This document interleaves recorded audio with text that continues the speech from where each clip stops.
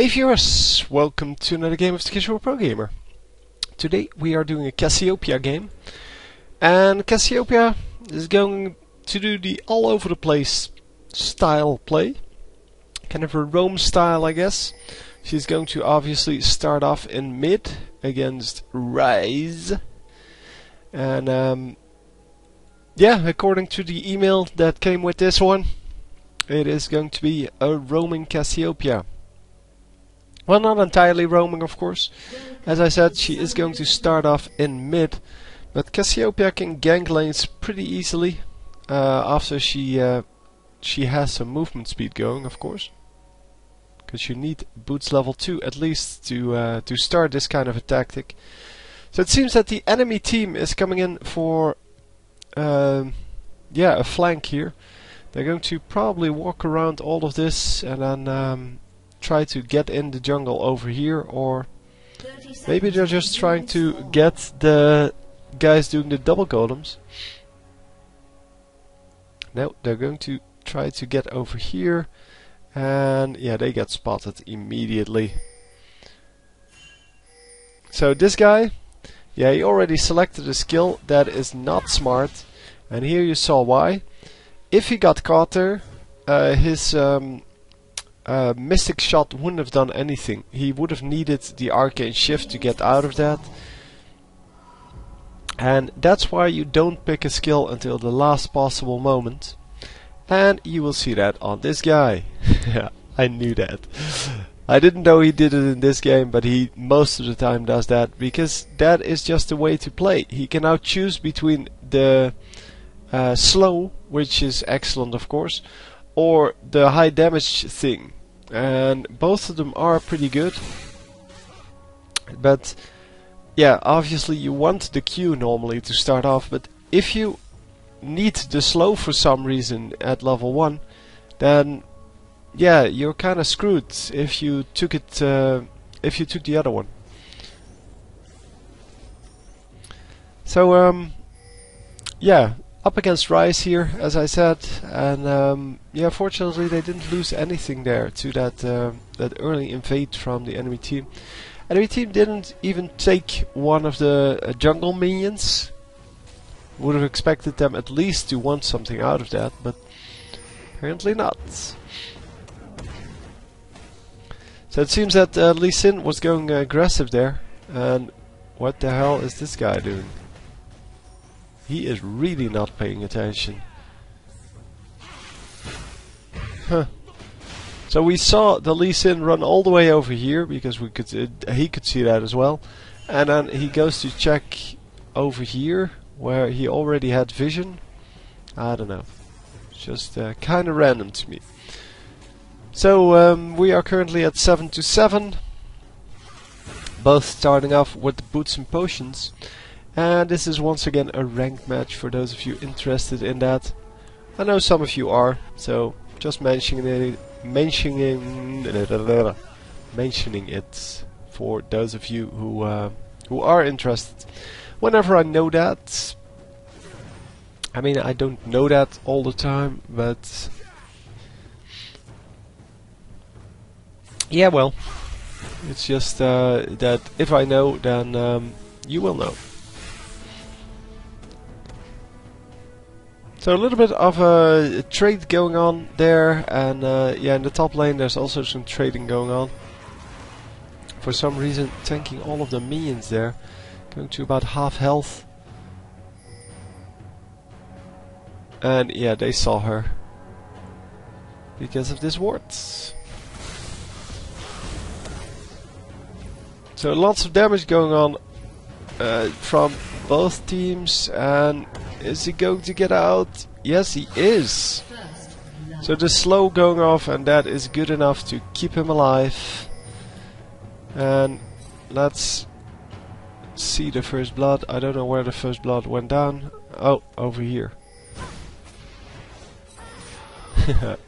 There you go, Cassiopeia even getting the assist on that, and getting away with about 15 HP.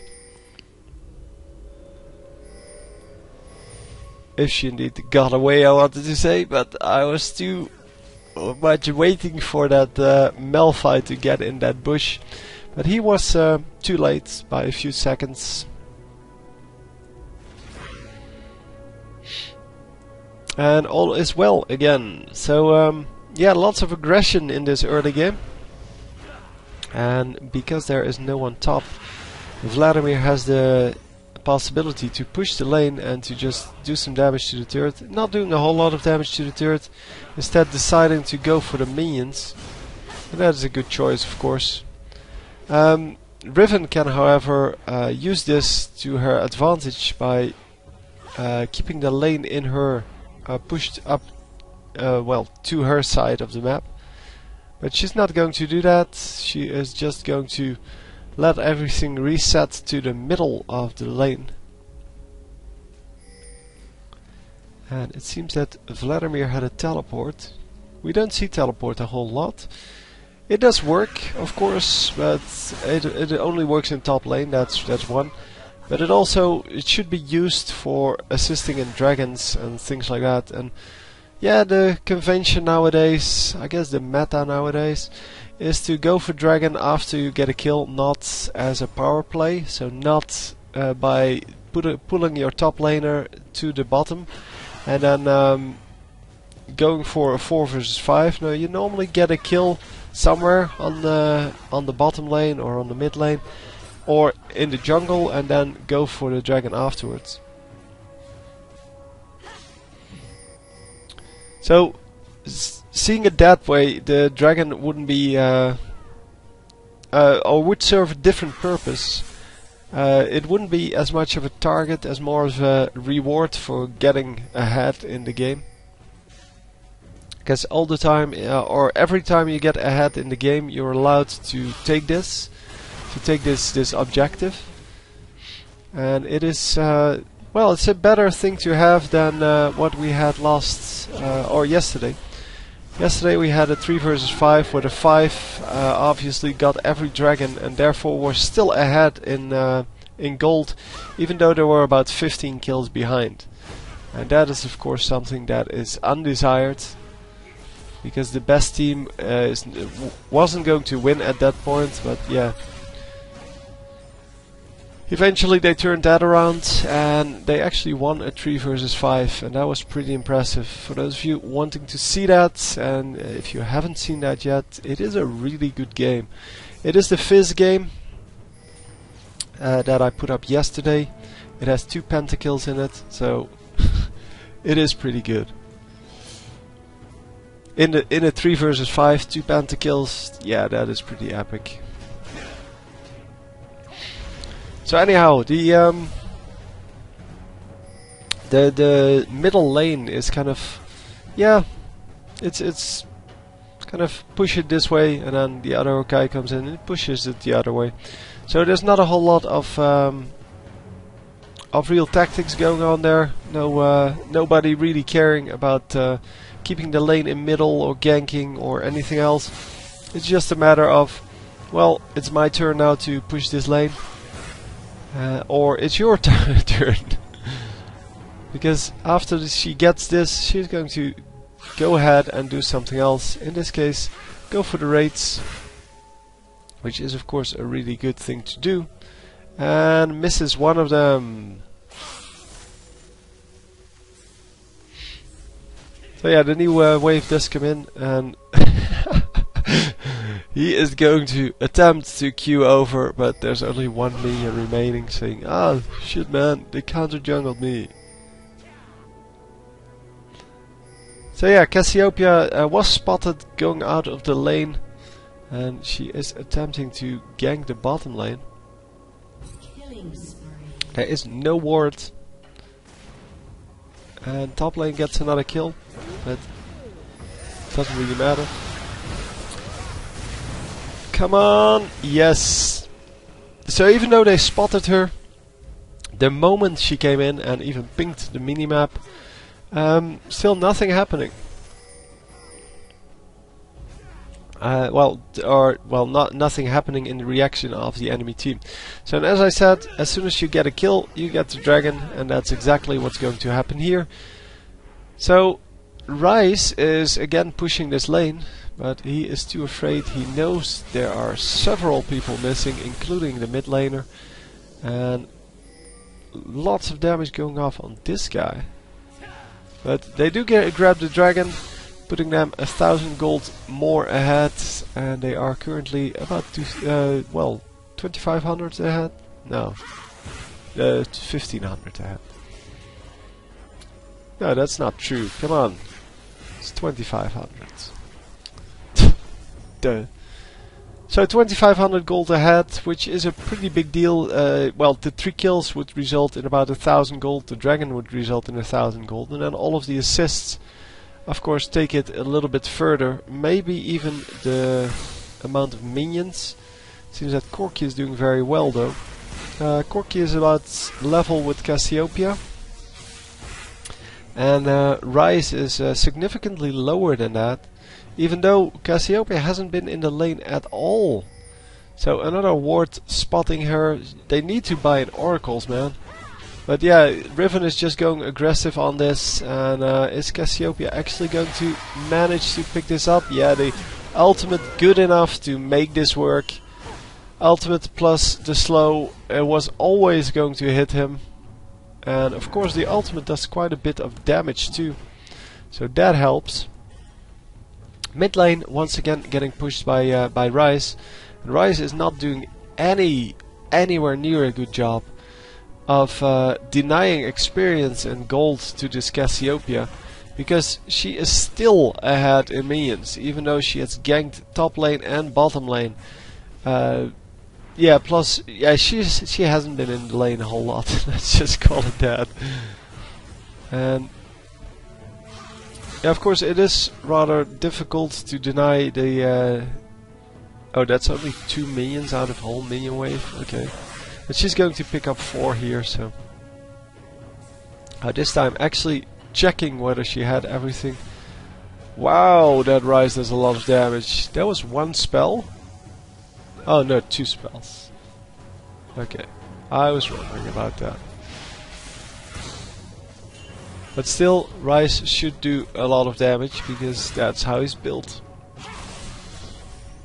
Fortunately, he's no longer a burst caster like he used to be. That was so annoying to play, and to play against too. He was more like a Vigar, but with more spam ability. Not like he is now, but you had 1 spell that you can spam, and the rest was just... he was purely AP based, so not mana based like he is now. And it was just really annoying to go up against, but also really annoying to play, and that's why they changed him. Not because he was annoying to play against, but because he wasn't fun to play. He was like Vigar, but without the fun. Vigar is still fun to play. I don't know why, but he is. I guess with the skill shot he has, it becomes more of a, well, difficult situation to get the kills, and she gets out at very low HP here. But yeah, the new Rice, I think, is a lot more fun to play. And yeah, I don't know, it's just new Rice seems to be more, well, more aggressive, more capable of changing his playstyle, and yeah, just in general better champion. He doesn't do as much damage, he doesn't get as many kills. But yeah, you can see how that, well, kind of makes up for the fact that he now is fun to play. Or rather, the other way around, that the fact that he's fun to play makes up for that. Yeah, of course, it's not all about the kills. With this game, you kind of get a different position in, or a different, what's it called? Yeah, position in a team, I guess. A different task in the team by changing a champion like that. And oh, Cassiopeia in some trouble here, but Blitzcrank completely missing his skill shot. So yeah, it doesn't even matter. Cassiopeia grabbing another camp here, even though what's his name? There's Lee Sin already grabbed that camp in between those two. But they are keeping track of those raids every time they're up. And yeah, the Lee Sin was up here. Yeah, and he's going to grab a kill. Oh, come on. Oh, he's going to use his ultimate to get out of this. Yep. Nicely done. Rise coming up.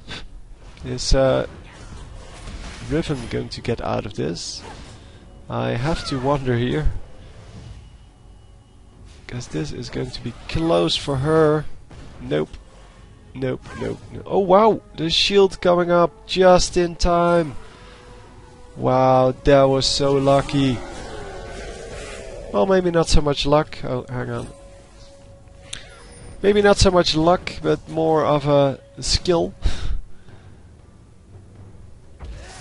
I don't know if that actually hit that last thing from Shen. No, he's not Shen, from Rise. Whether that actually hit or it's or before the shield, or whether it hit after the shield, because I couldn't really see. Saw the shield going up at the same time, but I don't know when it hit. It seems like if you have 40 HP, that should have killed you. Even though there's no mana factor in that one, no mana ratio. And I will check out how much damage it actually does. Oh, I can do it like this. Hang on. So that would actually do about... Oh, it does have a mana ratio. Huh. Didn't know that. So 50 plus 70... plus 20, sorry. So that's 70 damage. So it should have killed her if it hit. So I'm assuming it hit the shield instead. And yeah, once again, getting... Wow, nice! Max range ultimate there. Excellently done. That's the way we like it. And they're leaving one minion. Why? Yeah, indeed. Just pick it up.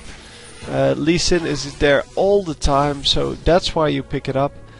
You shouldn't pick it up if that's the only time you go into the enemy jungle, but the Lee Sin is there all the time, and he is going to die here though. It seems that they should be able to pick up the Rise here and the Blitzcrank, but maybe should go for Corki first. Loads of damage going off on Riven here, and Riven might actually live. Yes, she is going to live. Wow. No damage yet on this guy. Cassiopeia gets killed, and yeah, the rest is still... Oh, come on. Yeah, this is impossible to get, obviously. So all in all, 3 for 4 trades. No. Oh yeah, Lee Sin died as well. 4 for 3 trades, sorry. So they came out ahead on that. Cassiopeia died in that, as well as Lee Sin and Riven. But they did get everything except for Malphite. So Malphite ending up with a double buff there. That's okay. He can use that pretty well. So they do grab a dragon here. I don't know if the enemy saw him going for that, because they do have a ward out over here. No, they did not see him, because I thought Rise might come in here, but he is not going to come in. So Rise placing out some wards, getting tired of getting ganked all the time. And of course I can see why, because it is pretty annoying to get ganked all the time. So what's the deal here? They are going to attempt to steal some jungle, but that's not going to work. Oh, Janna has an oracles. Excelente. She is going to pick up... She didn't see that. Really, you check the bush, but you don't notice the ward over there.